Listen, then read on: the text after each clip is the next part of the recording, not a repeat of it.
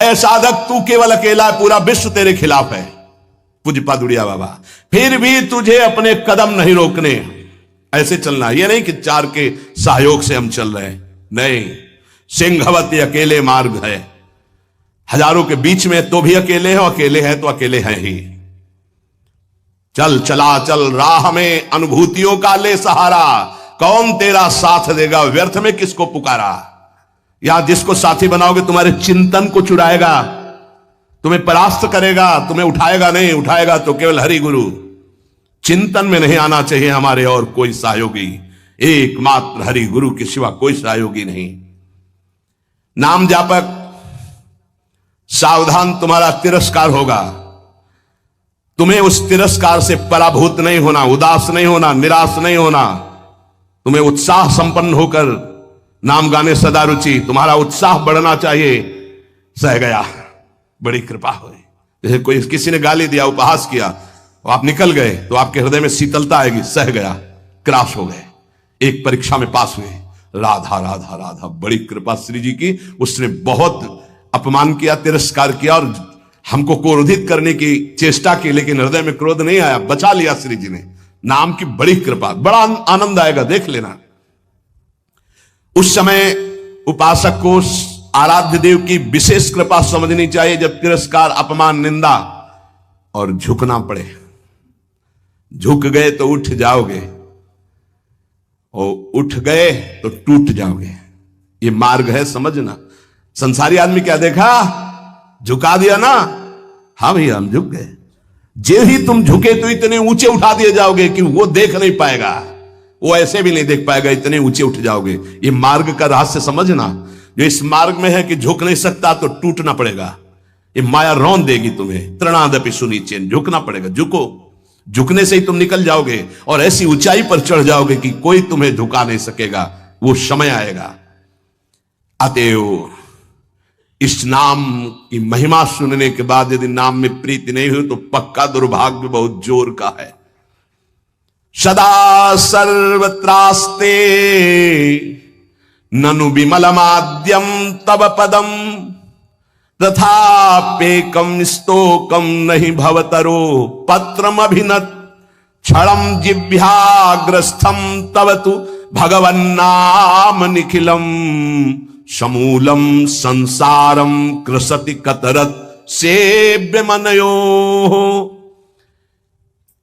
यद्यपि नाम बहुत पवित्र महामहिम है, निष्कल है, निष्कारण है, ब्रह्म स्वरूप है, तथापि महामहिम करुणामय है। इसलिए घोर पापी की भी जिह्वा नाम को ले सकती है। पर वही नामी सर्वत्र विराजमान है, किसी के भी दुख नहीं मिटा रहा। ध्यान देने का विषय। सर्वदा सर्वत्रास्ते ननु विमलमाद्यम तव पदम, यही परम पद स्वरूप भगवान सबके हृदय में विराजमान, लेकिन सकल जीव जग दीन दुखारी, सबके हृदय अछत विकारी, गोस्वामी जी लिख रहे हैं। लेकिन सकल जीव जग दीन दुखारी, क्यों ऐसा? बोले तहां बेदस कारण राखा, भजन प्रभाव संत श्रुति भाखा। भगवान के होने पर दुर्गति नहीं रुकी, लेकिन सदगुरु के हो जाने पर जो नाम दे दिया, आप सदगति नहीं रुक सकती। प्रभु ये देख लिया कि आपसे भी बढ़कर महिमाशाली और करुणामय आपका नाम है, पर यह है तो आपके हेतु की ही कृपा कि हमारी जिह्वा पर आपका नाम आया, आप हमें गुरुदेव रूप से मिले। अब ये नाम संपूर्ण संसार को जो अविद्या सजाती है, इस अविद्या को जड़ मूल से नष्ट कर देगा। अतः प्रभु हमने निर्णय किया है, महर्षियों ने निर्णय किया है कि आपसे बढ़कर के आपकी महिमा, आपका गुण, आपका प्रेम समुद्र जो स्वरूप है, उससे भी बढ़कर के नाम है। क्योंकि आपके होते हुए दुर्गति नहीं रुकी, लेकिन जब नाम हमारी जिह्वा पे आ गया तो सब बात बन गई। आपन्न संस्कृतिम घोराम यन्नाम विविशो गृणन ततः सद्यो विमुच्येत यदि विभेति स्वयं भयम। हर जीव जन्म मृत्यु के चक्र में बड़ा घोर दुख प्राप्त कर रहा है। इस स्थिति में एक ही परम साधन साध्य महर्षियों ने निश्चय किया है, प्रभु का मंगलमय नाम।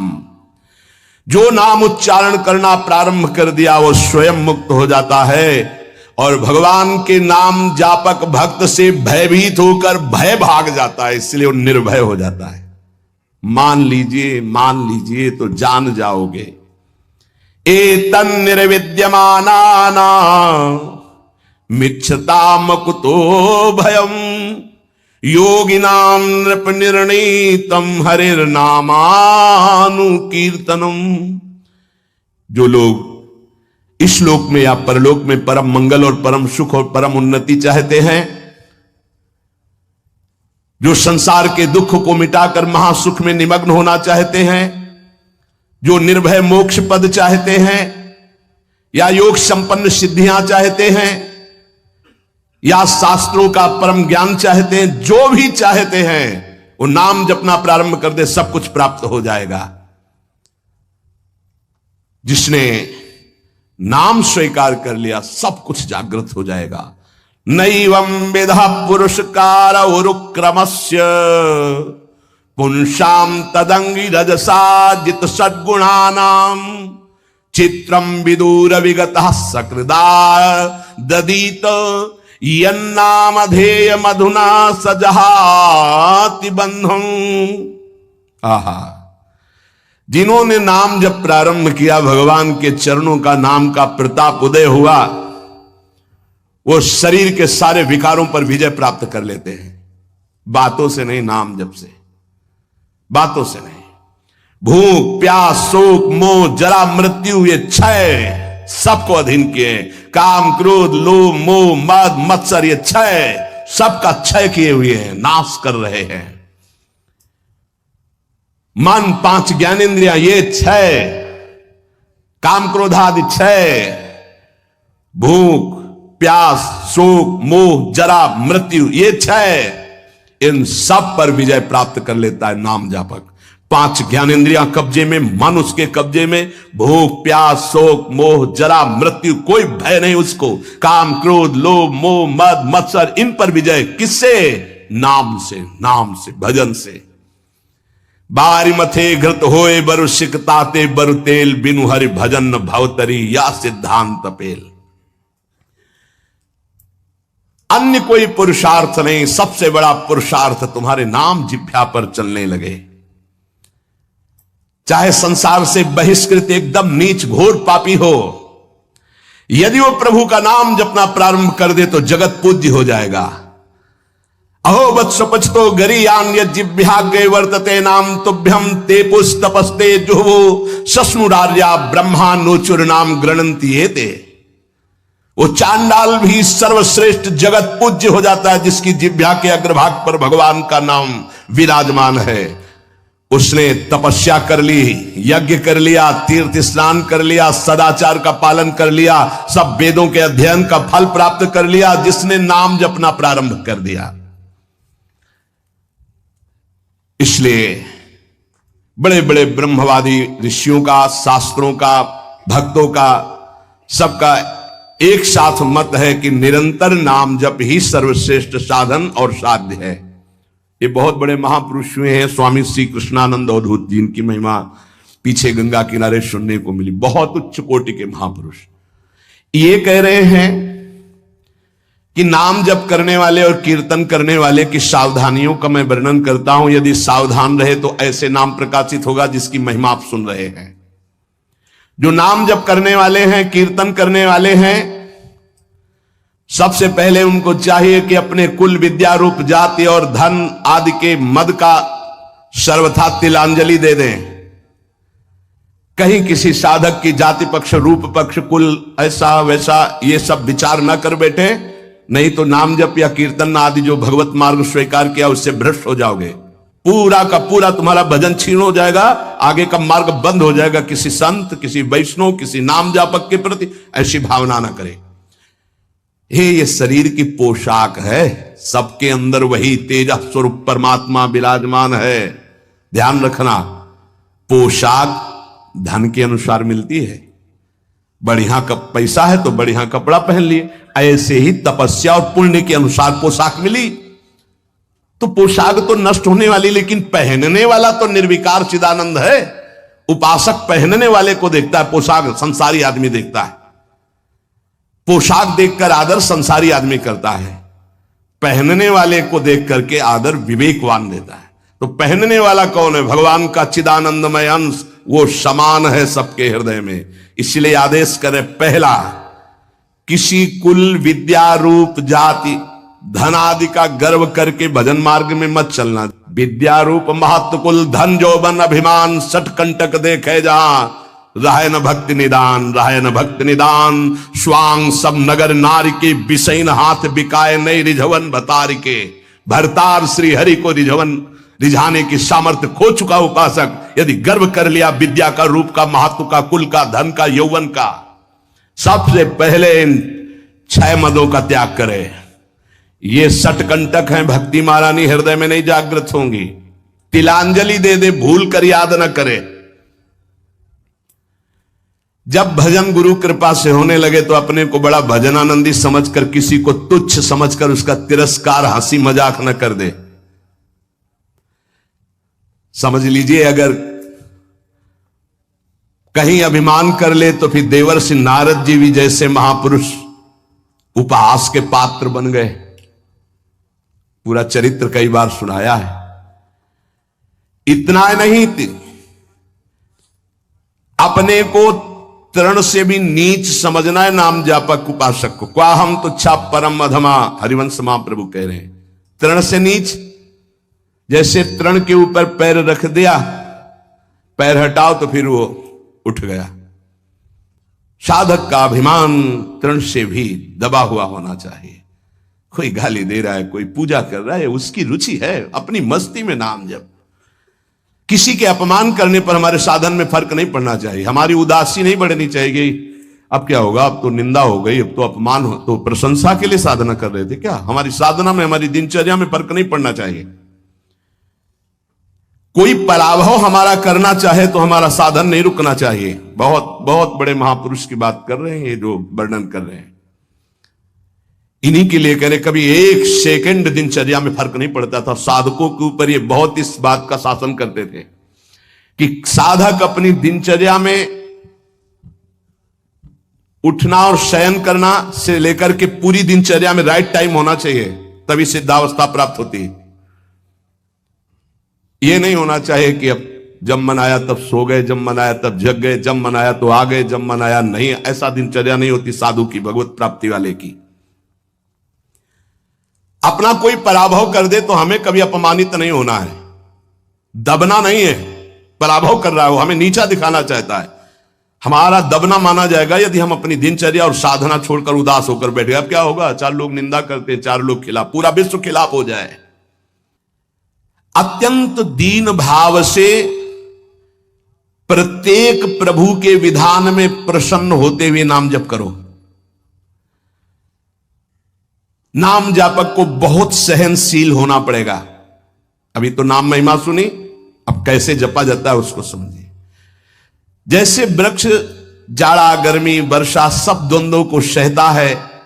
कोई ईंट मारता है तो चाहे एक पत्ता ही दे, वो देगा, वो उसको कष्ट नहीं पहुंचाएगा।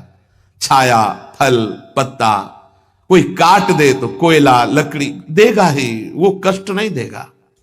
इसी प्रकार नाम जापक कोई विरोध करे, कोई तिरस्कार करे, कोई उपहास करे, कोई उपेक्षा करे, कोई अपमान करे, सहन करे, इतना ही नहीं, और मृदु भाषण और नमस्कार पूर्वक उसकी वंदना करे।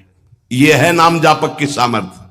वो उपहास कर रहा है, राधा राधा राधा, वो कटु भाषण कर रहा है, वो मीठा बोल करके राधा राधा, वो अप्रसन्न करना चाहता है, वो प्रसन्न मुद्रा में, वो मर्म भेदी वचन बोल रहा है, वो क्षुब्ध ना होकर प्रसन्न होकर बोल रहा है। यही गोस्वामी जी कहते हैं, बूंद अघात सहाई गिरि कैसे, खल के बचन संत सहे जैसे। जैसे महान पर्वत पर बूंदे गिर रही, क्या फर्क पड़ता है? ऐसे ही अपमान, निंदा, नाना प्रकार के तिरस्कार, क्या फर्क पड़ता है उस संत हृदय में? बूंद आघात सहाई गिरी कैसे, खल के बचन संत सहे जैसे। अत्यंत विनम्र, सहनशील, मान की किंचन मात्र भी इच्छा और परवाह नहीं, सबको सम्मान देते हुए निरंतर प्रभु का प्रसाद उपासक को प्राप्त होता है, जो नाम जप नाम कीर्तन करता है। नाम जापक में आचार शुद्धि, शरीर शुद्धि और भाव शुद्धि तीनों अत्यंत आवश्यक हैं। भाव संशुद्धि पहला, नाम जापक पहला लक्ष्य बनाए कि नाम का फल केवल नाम निरंतर जपना है। भगवान भी आके सामने खड़े हो जाए तो नाम जप बंद नहीं होगा। यह हमें सामर्थ्य चाहिए, ये भाव संशुद्धि। अगर हम जिनका नाम जप रहे हैं वो आ जाएं और कह दें कि नाम जपना छोड़ दो, मैं आ गया, तो हम नाम जपना नहीं छोड़ेंगे, आप चले जाइए। आप जाएंगे कहां? पतंगो यथा तो मनुभ्रम माणा, डोरी हाथ में है, पतंग प्रियालाल है, नाम है डोरी, राधा राधा राधा, जाओगे कहां? हमारे समीप रहोगे। पूज्य भाई जी महाराज, पूज्य गोस्वामी तुलसीदास जी महाराज, वो महान उपासक जो राम से भी बढ़ करके राम के नाम का आदर किए हुए हैं। प्रभु आए, नाम छूट गया तो नाम से बढ़कर नामी हो गया। प्रभु आए, नाम नहीं छूटा, तब नाम का आदर। यहां तो रुपया पैसा भोग सामग्री में नाम छूट जाता, प्रभु की बात क्या है? ध्यान दीजिए। भाव संशुद्धि, नाम जापक को, नाम कीर्तन करने वाले को पहले दृढ़ निश्चय करना है, किसी भी परिस्थिति में नाम का सौदा नहीं करेंगे, चाहे नामी ही क्यों ना आ जाए। नाम का फल है नाम में अखंड प्रीति हो जाना। श्री हरिवंश नाम का फल, हरिवंश नाम में रति। श्री हरिवंश नाम नित कहो, नाम प्रताप नाम फल लहो, नाम हमारी गति सदा।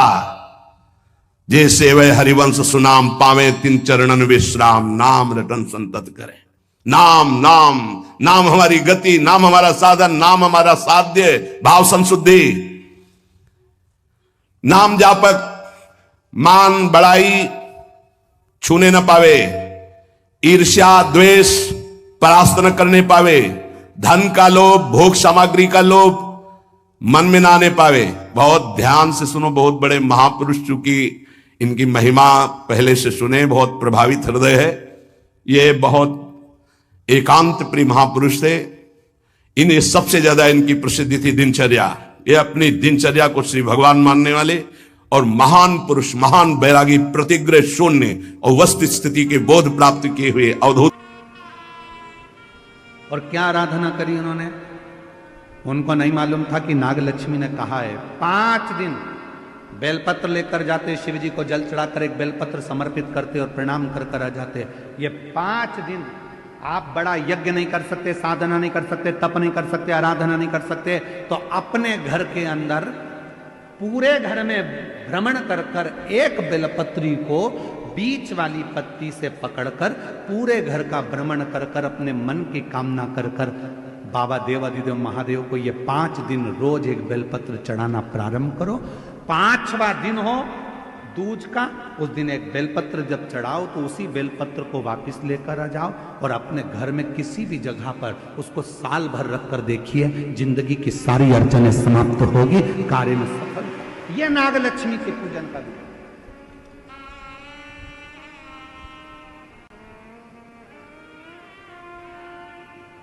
सारी समस्या का हल एक लोटा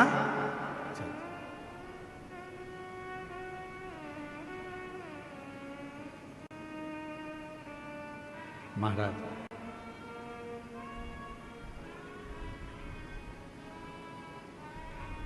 नागलक्ष्मी ने सबसे कहा कि साधना करो, भगवान शिव को रिझाओ।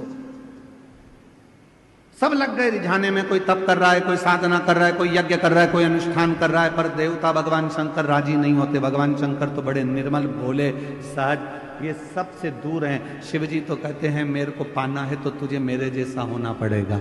मैं भोला, तू भोला।